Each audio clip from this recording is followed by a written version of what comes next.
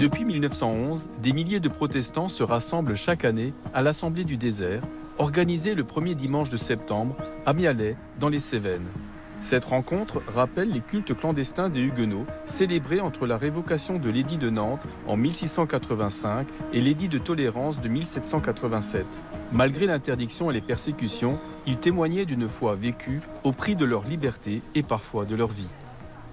C'est une symbolique très forte ici pour les Cévenols, mais pas uniquement pour les Cévenols. Je pense pour tous les protestants de France, mais également des protestants de l'étranger. Beaucoup de protestants viennent des pays, ce qu'on appelle les pays du refuge, Suisse, Allemagne, Grande-Bretagne, Pays-Bas, et au-delà, États-Unis, Afrique du Sud, etc. À cette occasion, nous avons rencontré Mireille Peterschmidt, heureuse de revenir dans ce lieu pour participer au culte, mais aussi pour assister aux conférences de l'après-midi consacrées aux 500 ans de l'anabaptisme, un thème qui lui tient particulièrement à cœur puisqu'elle est ménonite, héritière de ce mouvement anabaptiste né au XVIe siècle. Le premier anabaptisme est né à Zurich et les premiers futurs anabaptistes étaient des adeptes du réformateur Ulrich Zwingli. Et ils ont marché avec lui jusque vers 1524-1525. Et il y a eu une séparation autour de la question du baptême, refus du baptême d'enfants, et puis une éthique, disons, sermon sur la montagne, qui comprenait la non-violence. Voilà, donc il y avait cette séparation en janvier 1525. C'est un nom qui a été donné à ce mouvement, comme insulte d'ailleurs, ça veut dire rebaptiseur. Donc, parce qu'ils ont, disons, la première génération des anabaptistes ont été, entre guillemets, rebaptisés. Et ensuite, c'était des baptêmes de croyants adultes. Globalement, les anabaptistes ne sont pas les seuls parents du monde évangélique aujourd'hui, loin de là, mais ce sont des aînés absolument fondamentaux parce qu'ils ont mis en place dès le début du XVIe siècle, au moment de la Réforme, le modèle de l'association de convertis. C'est-à-dire qu'on ne naît pas chrétien, on le devient par conversion, et ce modèle-là va ensuite nourrir toute la matrice évangélique qui va suivre au fil des siècles.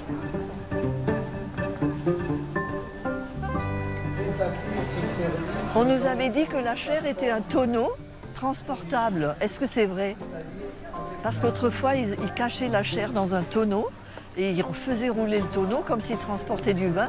Et en fait, on l'ouvrait et c'était la chair. Bon, si c'est le cas. Allez, on va aller voir.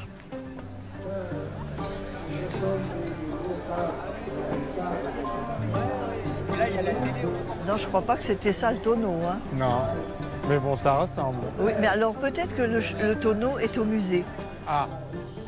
Le musée du désert, fondé lui aussi en 1911 et situé sur le même site que l'Assemblée, retrace l'histoire du protestantisme français et plus particulièrement cévenol et ses persécutions. Ici se trouvent les objets qui évoquent les assemblées clandestines. Alors, pour une assemblée clandestine, il faut un pasteur. Le pasteur, il s'installe dans la chaire, dans une chaire qui est, mais bien entendu, masquée. Par exemple, cette chaire, lorsqu'on rabat le couvercle, ça devient un tonneau.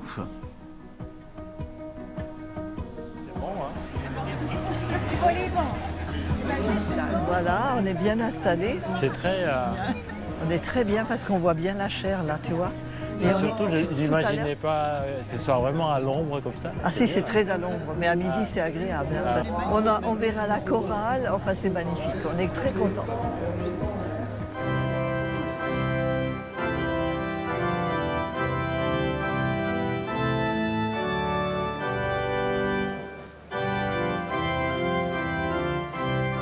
Bienvenue à chacune et chacun pour ce culte avec l'Assemblée du désert, célébré chaque année depuis plus de 100 ans au cœur des Cévennes. Et il rappelle cette période où les protestants devaient se cacher au désert, c'est-à-dire sous les arbres, pour rendre gloire à Dieu et écouter sa parole.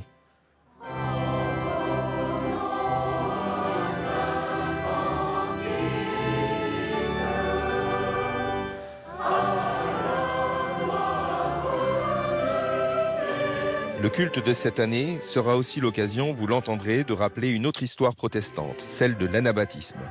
Son thème sera « L'Esprit souffle où il veut, anabaptiste, baptiste, évangélique, 500 ans d'une extraordinaire diversité protestante ». Pour nous conduire jusqu'à la célébration, les pasteurs Christian Krieger, président de la Fédération protestante de France, Christian Bacuet, président de l'Église protestante unie de France, Christophe Cousinier, pasteur du consistoire Montagne des Cévennes, notre hôte, et la pasteur Joël Suter-Razanot-Johari, pasteur baptiste, mènent le cortège avec de très nombreux autres pasteurs de la diversité protestante.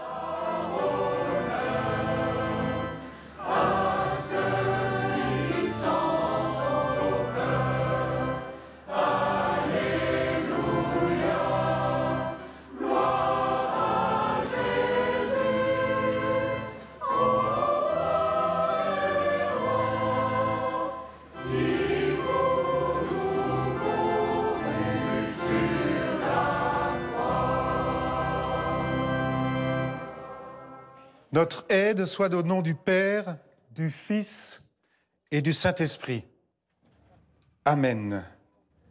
Frères et sœurs, entrons dans ce culte avec une prière de Grégoire de Nice pour nous souvenir de notre finitude, des limites de nos langages et de l'imperfection de notre compréhension de Dieu. De quel nom pouvons-nous t'invoquer? Tu dépasses tout nom. Quel hymne pourra chanter tes louanges et quels mots pourront parler de toi?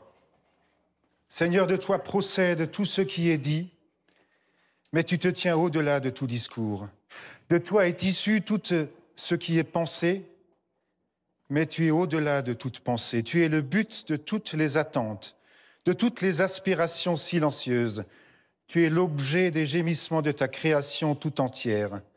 Saint, Saint, Saint le Seigneur, Dieu de l'univers, le ciel et la terre sont remplis de ta gloire. Gloire à toi, ô Dieu très haut. Amen. Frères et sœurs, écoutons comment Dieu veut être servi.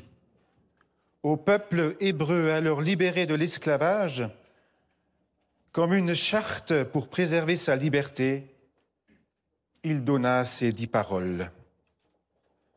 Je suis le Seigneur ton Dieu, c'est moi qui t'ai fait sortir de l'Égypte, de la maison des esclaves. Tu n'auras pas d'autre Dieu devant moi. Tu ne te feras pas de statue, ni aucune forme de ce qui est dans le ciel en haut, de ce qui est sur la terre en bas, ou de ce qui est au-dessous de la terre dans les eaux. Tu ne te prosterneras pas devant ces choses-là, et tu ne les serviras pas. Tu n'invoqueras pas le nom du Seigneur ton Dieu pour tromper. Souviens-toi du sabbat, pour en faire un jour sacré. Pendant 6 jours, tu travailleras et tu feras ton ouvrage, mais le 7e jour, c'est le sabbat pour le Seigneur ton Dieu. Tu ne feras aucun travail, ni toi, ni ton fils, ni ta fille, ni ton serviteur, ni ta servante, ni tes bêtes, ni les immigrés qui sont dans tes villes. Honore ton père et ta mère afin que les jours se prolongent sur la terre et que le Seigneur ton Dieu te donne. Tu ne commettras pas de meurtre, tu ne commettras pas d'adultère, tu ne commettras pas de vol, tu ne porteras pas de faux témoignages contre ton prochain, tu ne convoiteras pas la maison de ton prochain, tu ne convoiteras pas la femme de ton prochain, ni son serviteur, ni sa servante, ni son bœuf, ni son âne, ni rien de ce qui appartient à ton prochain. Mes frères et mes sœurs, que chacun de nous se présente maintenant humblement devant Dieu dans la prière. Et nous utilisons des mots du réformateur Jean Calvin.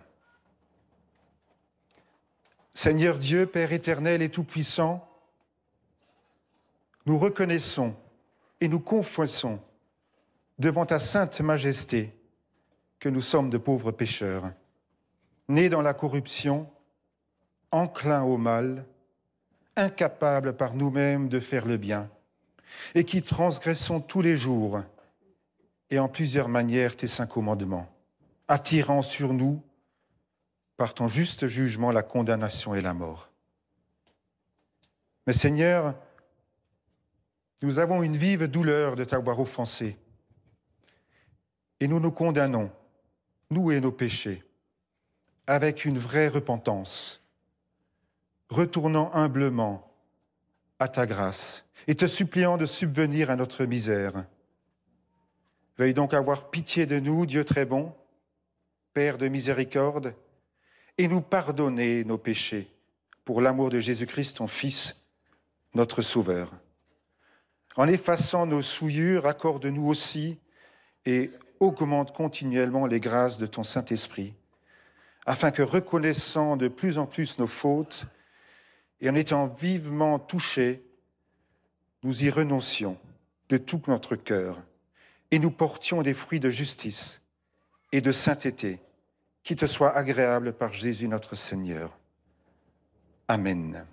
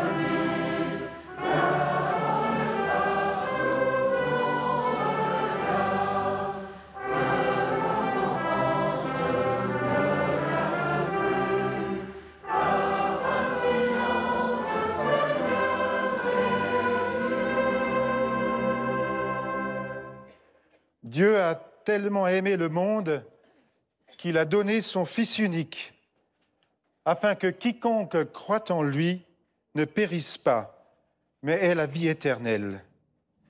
Que toutes celles et tous ceux qui se repentent dans la foi reçoivent de la part du Seigneur l'assurance de leur pardon. Mon enfant, dit le Seigneur, tes péchés te sont pardonnés.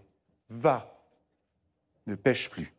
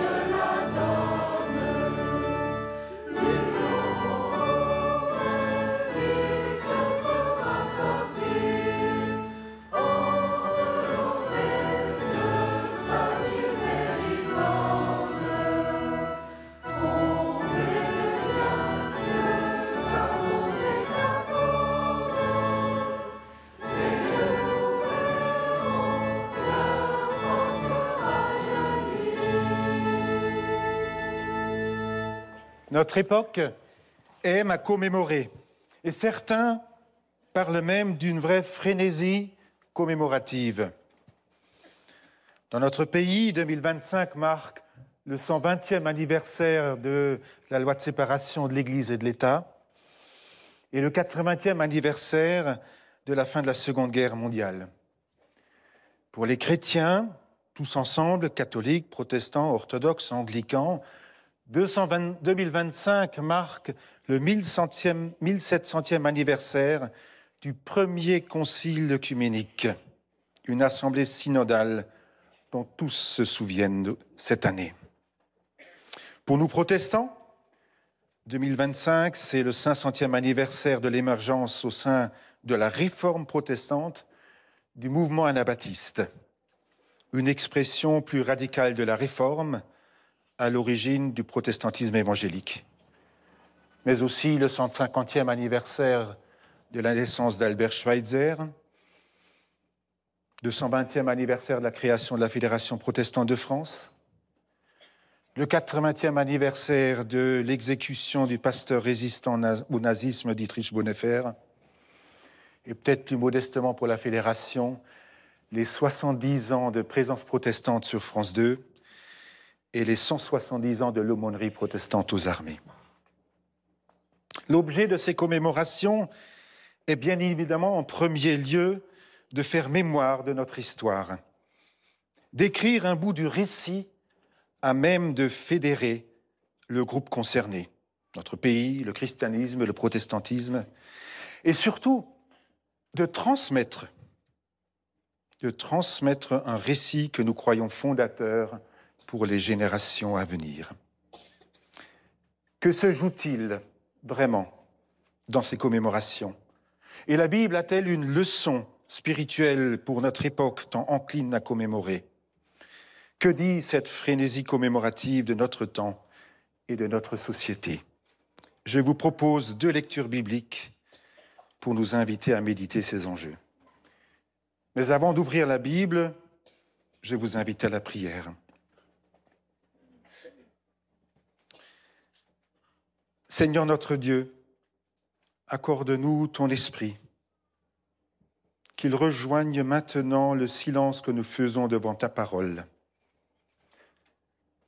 qu'il soit un silence qui libère et qui ouvre des espaces nouveaux, celui qui me rend proche de tout homme et de toute femme et de toute ta création, celui qui enracine, fortifie et purifie la tendresse du cœur, celui de la rencontre, de l'intimité en ta présence, celui qui attend la lumière de l'aurore, de l'espérance, celui du cœur qui écoute le murmure de ton esprit.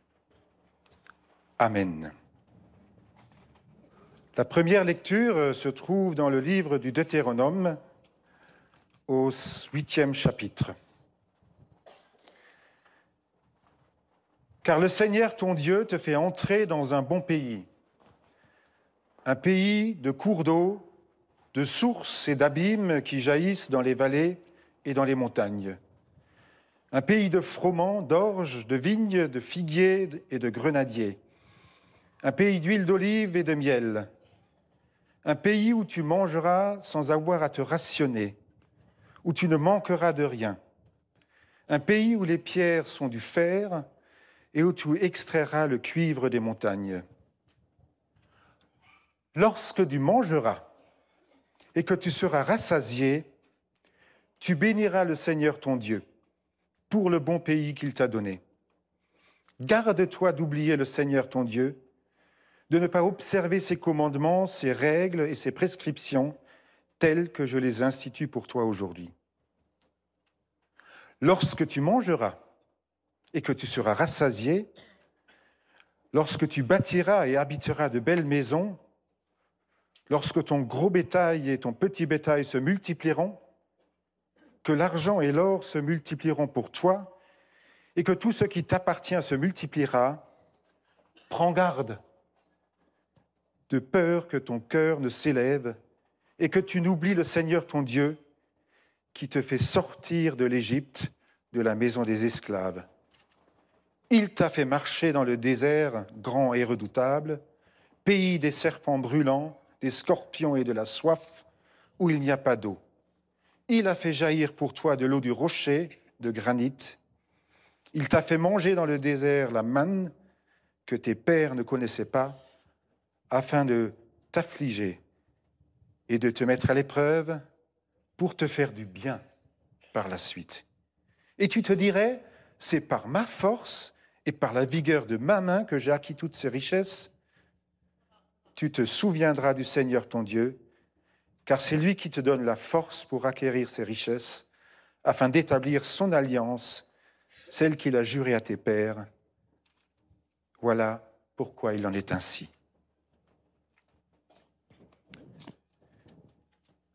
Et dans l'évangile de Jean, au chapitre 3,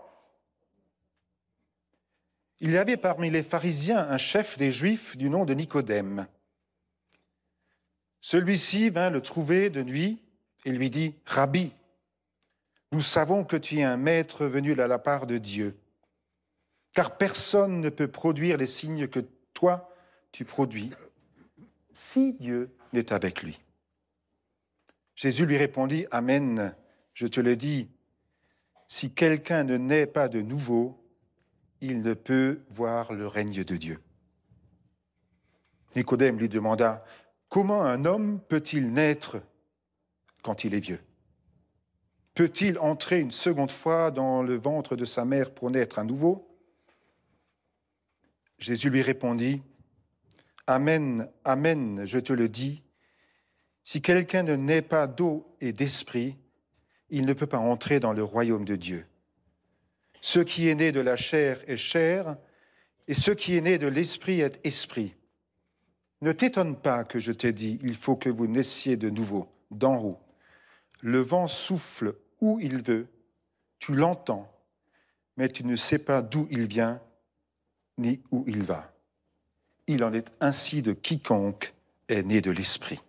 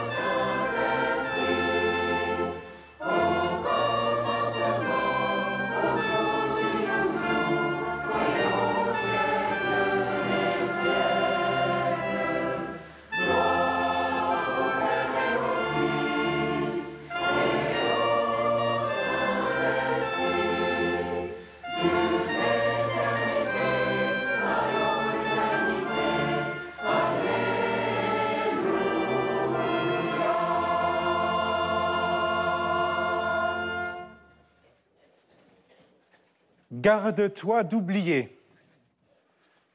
Tu te souviendras de l'Éternel, ton Dieu. Frères et sœurs, ces deux injonctions résonnent comme un appel pressant. Le texte du Deutéronome que nous venons d'entendre est absolument magnifique.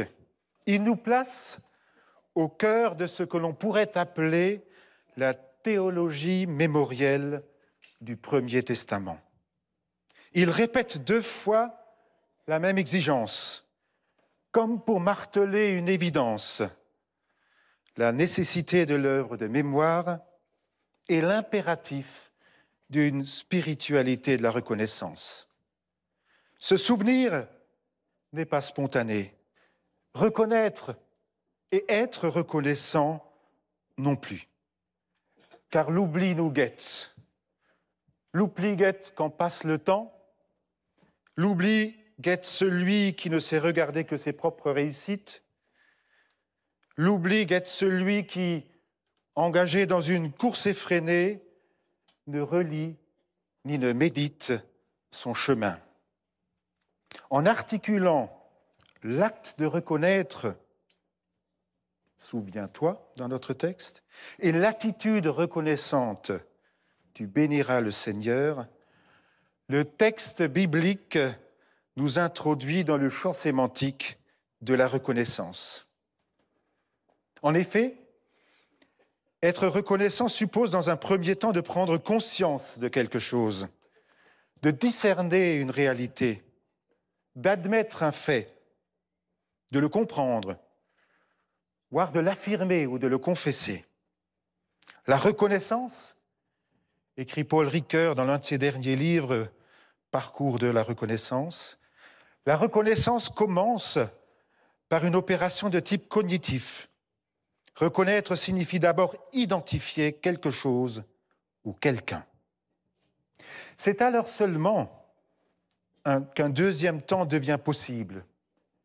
Être reconnaissant, exprimer sa gratitude, dire merci, reconnaître, écrit Paul Ricoeur, le bienfait reçu, manifester de la reconnaissance à l'égard de celui qui a donné sans exiger en retour. Le Deutéronome, dans son exhortation à l'œuvre des mémoires et à cette spiritualité de la reconnaissance, mobilise deux arguments. Le premier, c'est de rappeler combien nos vies sont redevables, tributaires de ce qui nous est donné, car le Seigneur ton Dieu t'a fait entrer dans un bon pays. Oui, une part importante des choses essentielles qui conditionnent nos existences nous a été donnée, à commencer par le fait de vivre, notre cadre de vie, notre environnement, le pays dans lequel nous vivons, la démocratie, l'état de droit, la liberté, non seulement celle de conscience, mais aussi celle de pratiquer librement le culte, l'absence de conflit sur le sol européen depuis plus de 80 ans. Tout cela constitue un don immérité, un héritage qui pourrait ne pas être. Le théologien dirait une grâce. Mais notre époque valorise tellement l'effort, la réussite, la performance, et cela dans tous les domaines, personnels, professionnels, associatifs, y compris dans nos engagements ecclésiaux, que nous oublions souvent combien nous sommes redevables. Nous oublions que nous sommes redevables à d'autres, à Dieu, à nos parents, à nos enseignants, à nos pasteurs, à nos chefs et cheftaines scouts, à celles et ceux qui nous ont précédés. Prendre conscience de ce qui nous est donné ouvre tout naturellement à la gratitude, au fait de rendre grâce à Dieu pour son œuvre, pour sa fidélité, pour son esprit qui souffle où il veut, et bien au-delà de nos délimitations confessionnelles et ecclésiales. Mais aussi de rendre grâce pour cette foule de serviteurs qui nous ont précédés, pour celles et ceux qui nous ont ouverts ou qui ouvrent pour d'autres un chemin de rencontre avec Dieu, un chemin de foi. Le second argument, c'est le rappel du passé. Dire d'où l'on vient. Dieu t'a fait marcher dans le désert grand et redoutable. L'auteur rappelle l'histoire de l'Exode, le récit de la sortie des Hébreux de leur esclavage en Égypte, le chemin vers la liberté qui a tout d'abord été une épreuve, une traversée du désert. Et vous le savez certainement, frères et sœurs, bibliquement, le désert, c'est le lieu où tout manque et où le peuple doit apprendre à tout attendre de Dieu. Le désert, c'est la pédagogie du désert. Et aujourd'hui encore, certains vont au désert pour se désencombrer, pour retrouver l'essentiel ou le sens de l'essentiel.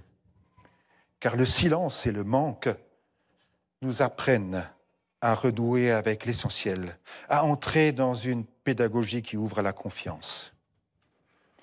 Et je dois vous avouer que je ne peux pas m'empêcher, avec l'évocation du désert, de faire écho ici à notre propre histoire, à ce long périple des protestants de France, du massacre de la Saint-Barthélemy, des vagues de persécution, y compris celles qui ont concerné les anabaptistes, alors condamnés par les réformateurs et contraints à l'exil, ou encore la révocation de l'édit de Nantes, les cultes au désert, les dragonnades, jusqu'à ce qu'on arrive à 1987, ce moment où est affirmée en France la liberté de culte par l'édit de tolérance.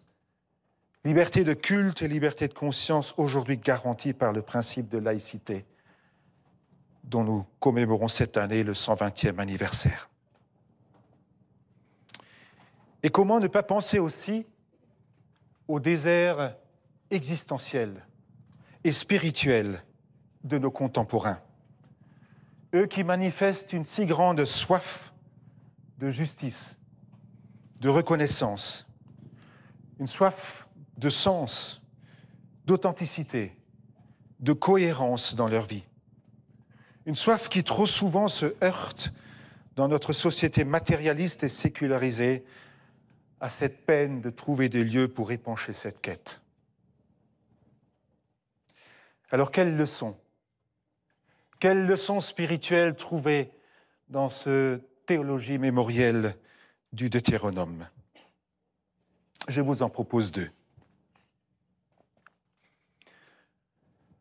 Dans la théologie du Premier Testament, l'Exode, c'est-à-dire à la fois la libération de l'esclavage en Égypte, mais aussi l'errance dans le désert, opère comme un principe théologique fondamental.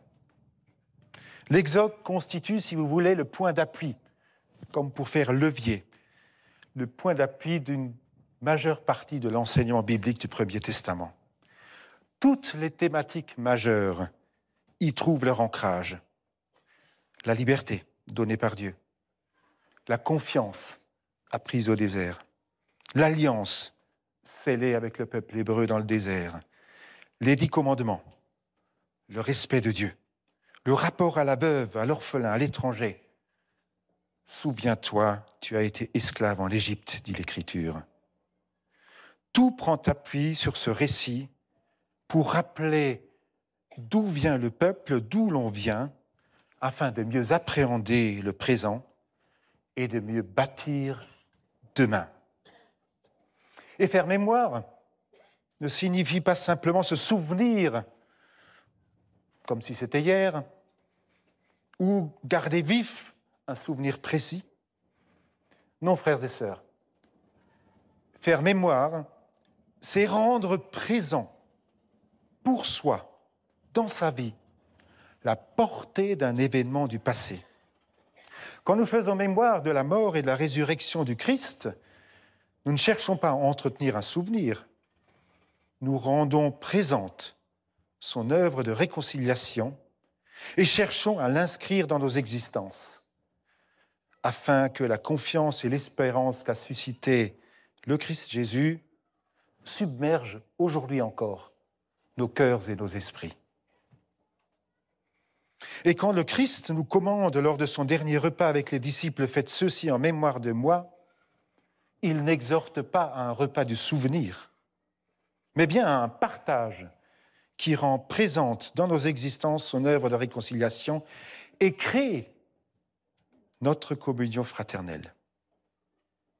Faire mémoire, c'est s'inscrire dans un récit pour bâtir notre présent et notre avenir sur une fidélité et sur une promesse. C'est ce que nous faisons aujourd'hui à l'Assemblée du désert, c'est ce que nous faisons dans nos musées, dans nos commémorations, Nous recevons une mémoire qui n'est pas une nostalgie, mais une énergie, un élan. Une mémoire qui nous apprend la gratitude et nous ancre dans la liberté intérieure de celles et ceux qui nous ont précédés. Et c'est pour cette raison que nous chanterons cet après-midi avec la Cévenole « Esprit qui les fait vivre, anime nos enfants ».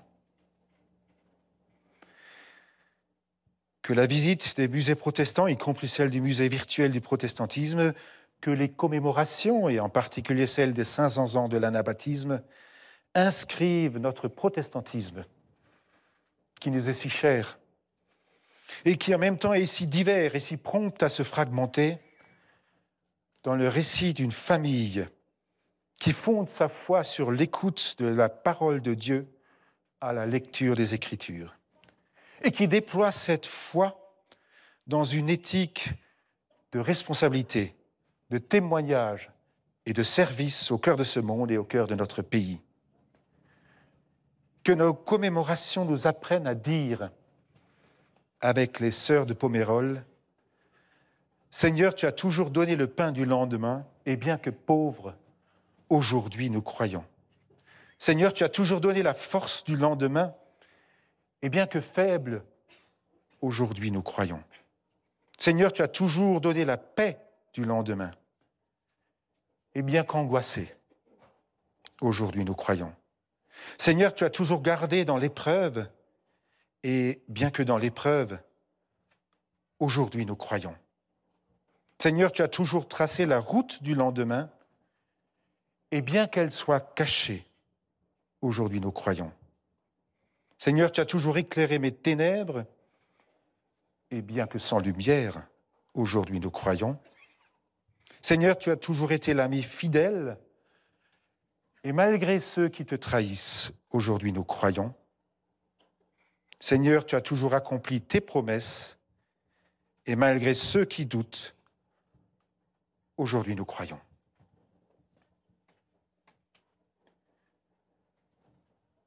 Et la deuxième leçon spirituelle est celle du troisième temps de la reconnaissance.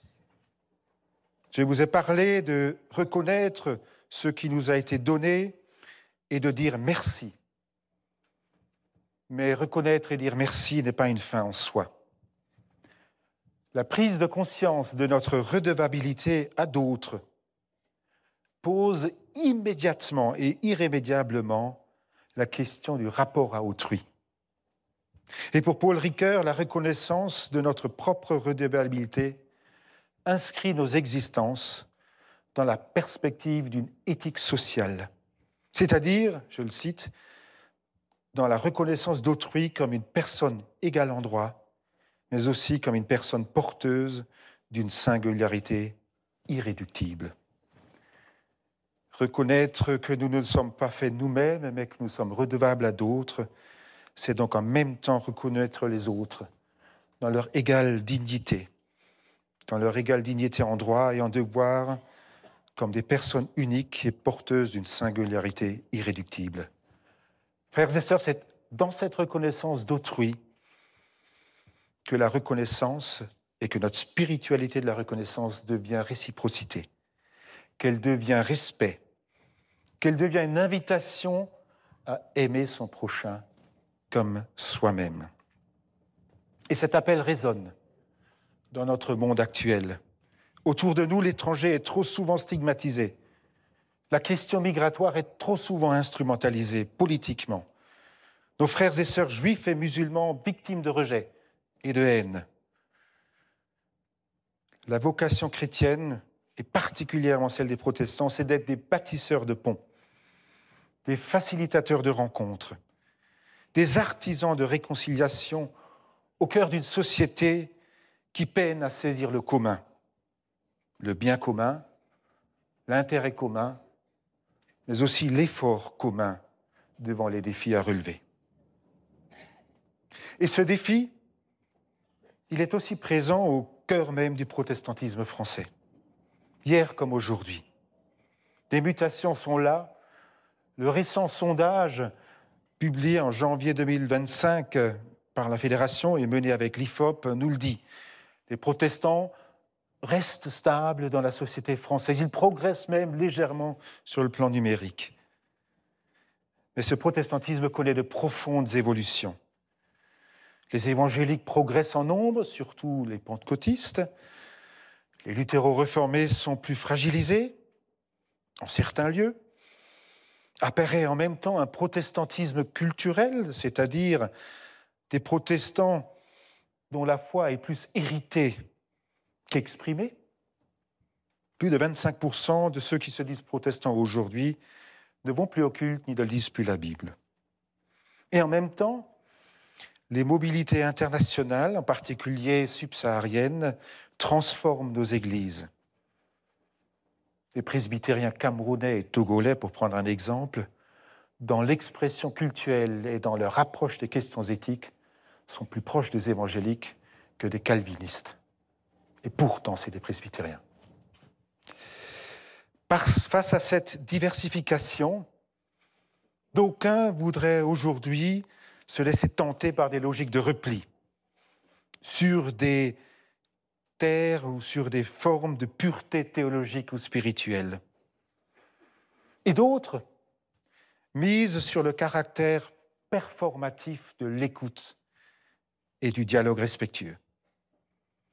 Et c'est ce deuxième choix que propose et qu'incarne la Fédération protestante de France. Être un lieu de rencontre, d'écoute, où chacun accueille la parole de l'autre en admettant de se laisser transformer par elle. Lors de la Pentecôte, vous connaissez le récit, l'Esprit de Dieu a ouvert des chemins de compréhension entre des gens qui étaient séparés par des gouffres de culture linguistique ou de culture tout court. Si le récit de la tour de Babel magnifie la pureté et la verticalité d'un projet uniformisant et in fine défiant Dieu, Pentecôte fonde l'horizontalité d'une Église unie dans la diversité, par l'œuvre de l'Esprit qui souffle où il veut, une Église qui a vocation à partager la bonne nouvelle du salut en Jésus-Christ jusqu'aux extrémités de la terre. Et frères et sœurs, dans notre monde, à ce point-là polarisé, il suffit d'écouter les débats dans les journaux ou les débats dans le monde politique, montrer que l'unité dans la diversité n'est pas une utopie, mais une réalité de foi, c'est le témoignage probablement le plus précieux que nous pouvons donner à notre société et à notre monde. C'est à la mesure de notre capacité d'écoute et de dialogue que s'écrira le récit du protestantisme de demain. Frères et sœurs, faisons confiance à l'Esprit qui souffle où il veut. Il agit au cœur de nos rencontres et permet la nouveauté là où parfois, à vue humaine, nous ne voyons qu'un déterminisme ou des impasses. Oui, tout est donné et tout reste à faire, comme le disait Éric Fuchs. Alors, frères et sœurs, faire mémoire, c'est nous ancrer dans un récit pour mieux vivre notre présent, et c'est reconnaître et entrer dans une gratitude qui se fait une éthique du respect et de l'amour d'autrui. Et pour conclure, je vous laisse avec ces quelques mots de Lita Bassé, que ces mots deviennent notre prière aujourd'hui. Nous sommes à bout de souffle, Seigneur, mais tu viens tout entier, de toute ta force, de toute ta ferveur, de tout ton souffle brûlant, dans l'étroitesse de nos demeures, entre nos barricades les plus sacrées, fais éclater ta Pentecôte, qu'elle nous donne un souffle nouveau. Amen.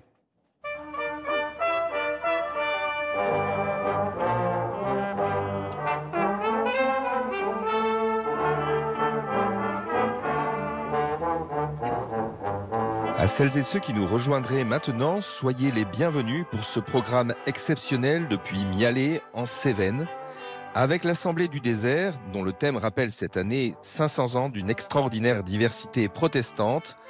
Nous rendons gloire à Dieu.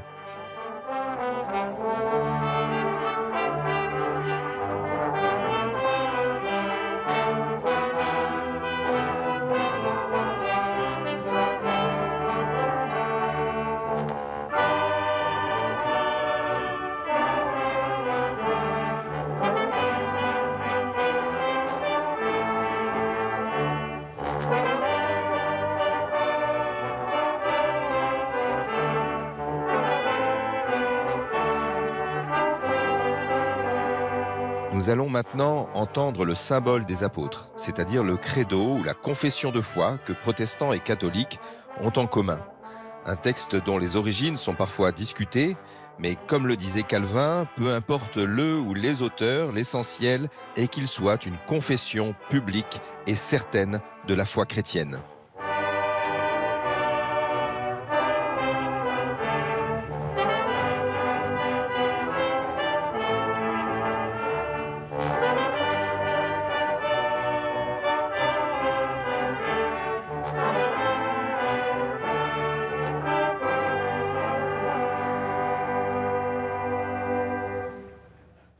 Je vous invite à vous lever pour confesser notre foi dans la communion de l'Église universelle.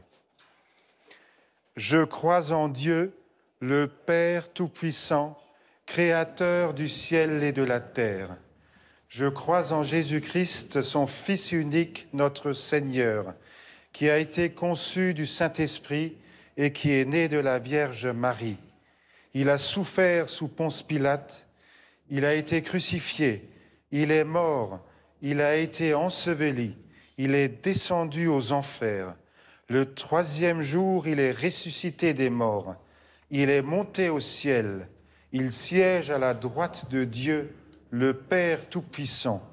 De là, il viendra pour juger les vivants et les morts. Je crois au Saint-Esprit, la Sainte Église universelle, la communion des saints, la rémission des péchés, la résurrection de la chair et la vie éternelle. Amen.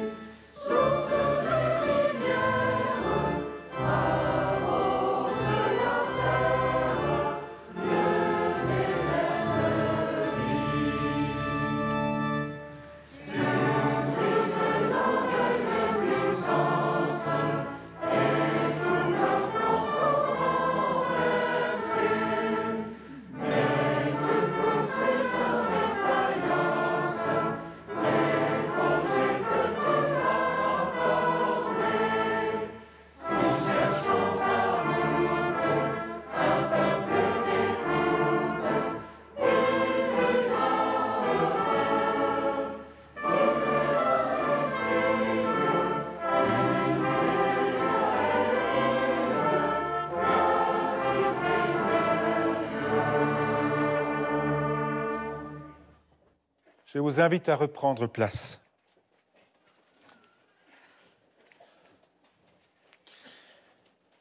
Et je vous invite à la prière.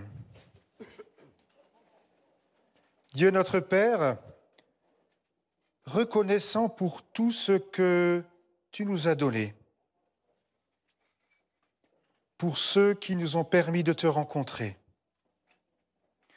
pour ceux qui nous ont permis de devenir qui nous sommes, pour ceux qui nous permettent de vivre dans un état de droit et de liberté.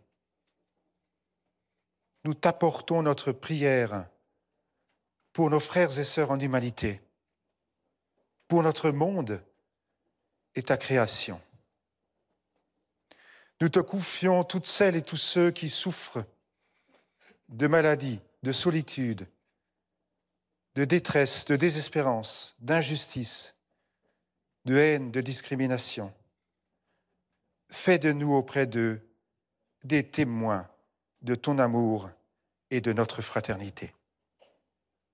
Nous te confions ton Église, ses responsables, ses pasteurs et tous ceux qui s'engagent pour que vive le témoignage de l'Évangile auprès de ceux auxquels tu nous appelles. Conforte les dons de leur foi. Conforte-nous dans l'espérance pour maintenir vif l'élan qui nous porte. Accorde à tous tes témoins la présence de ton esprit pour que l'écoute et le dialogue toujours l'emportent sur les tentations de repli. Nous te confions nos sœurs et frères juifs, musulmans, bouddhistes, ainsi que ceux qui ne croient pas au ciel. Donne-nous d'œuvrer ensemble pour le bien de tous les humains. Nous te confions celles et ceux qui assument des responsabilités politiques dans notre pays et dans le monde. Accorde-leur un esprit de sagesse afin que la vision du bien commun, le souci de la paix et le respect de tous les humains toujours l'emportent sur les calculs partisans. Nous te confions les guerres et les conflits du monde, le sort de celles et de ceux qui sont otages ou privés de liberté, le sort de celles et de ceux qui désespèrent de situations qui les dépassent, à Gaza, en République démocratique du Congo, en Ukraine, en Syrie, en Afghanistan. Garde vif et vive notre indignation et notre élan de solidarité pour que l'aurore d'un jour de justice et de paix puisse advenir. Et nous te confions ta création, menacée par le réchauffement climatique et la disparition des espèces. Seigneur, guéris nos vies pour que nous soyons des protecteurs du monde et non des prédateurs, pour que nous semions la beauté et non la pollution ni la destruction. Apprends-nous à découvrir la valeur de toute chose et de chaque chose et à reconnaître que nous sommes profondément unis à toutes les créatures sur notre chemin de vie. Et dans la communion de toute la chrétienté, nous te disons, comme Jésus nous l'a enseigné, « Notre Père qui es aux cieux, que ton nom soit sanctifié, que ton règne vienne, que ta volonté soit faite sur la terre comme au ciel. Donne-nous aujourd'hui notre pain de ce jour. Pardonne-nous nos offenses, comme nous pardonnons aussi à ceux qui nous ont offensés. Et ne nous laisse pas entrer en tentation, mais délivre-nous du mal, car c'est à toi qu'appartiennent le règne, la puissance et la gloire pour les siècles des siècles. Amen. Nous allons maintenant célébrer la Sainte Seine, non pas un partage du souvenir, mais un partage de mémoire. Et nous prions instamment chacun et chacune d'entre vous de rester dans le recueillement jusqu'à la fin du service. Élevons nos cœurs vers le Seigneur.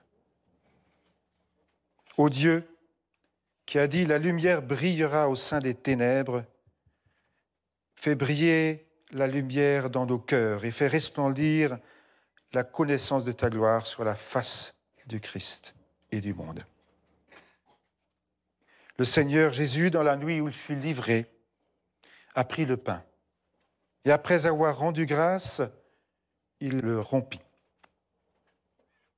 en disant « Prenez et mangez, ceci est mon corps donné pour vous. Faites ceci en mémoire de moi. » De même, après avoir soupé, il prit la coupe et dit « Cette coupe est la nouvelle alliance en mon sang. Faites ceci en mémoire de moi, toutes les fois que vous en boirez. Ainsi, chaque fois que vous mangez de ce pain et que vous buvez de cette coupe, vous annoncez la mort du Seigneur jusqu'à ce qu'il vienne. Père saint et juste, en commémorant ici le sacrifice unique et parfait, offert une fois pour toutes sur la croix par notre Seigneur Jésus-Christ, dans la joie de sa résurrection et dans l'attente de sa venue, nous nous offrons nous-mêmes à toi en sacrifice vivant et saint. Toi qui connais les cœurs, purifie-nous et renouvelle en nous la certitude de ton pardon. Fais-nous vivre la résurrection, qu'elle demeure en nous et nous au cœur du ressuscité.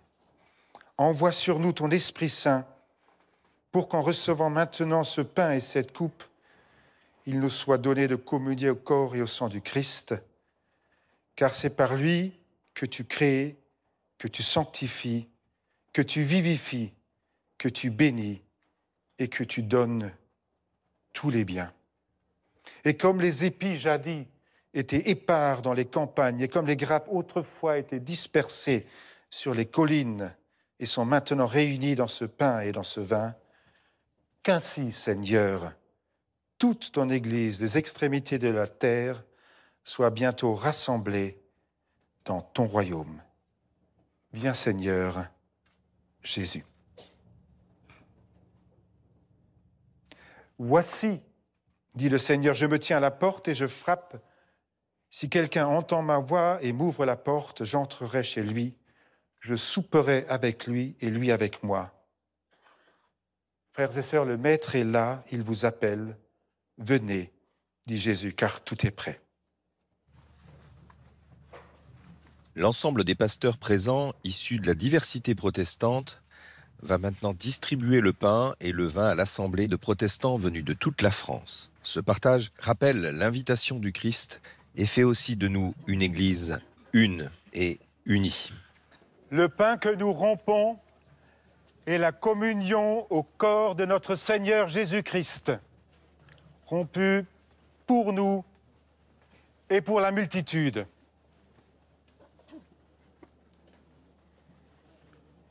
Et la coupe de bénédiction que nous partageons est la communion au sang de notre Seigneur Jésus-Christ, sang de la nouvelle alliance versé pour nous et pour la multitude.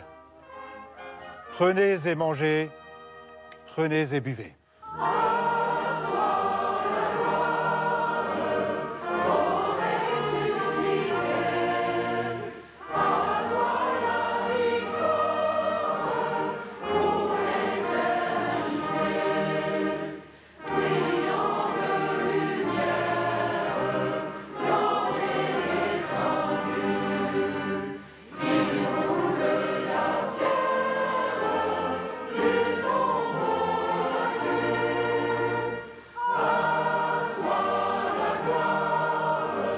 Nous sommes heureux d'avoir partagé avec vous cette célébration. Toutes les équipes de Présence protestante et de l'Assemblée du désert se joignent à moi pour vous souhaiter un bon dimanche.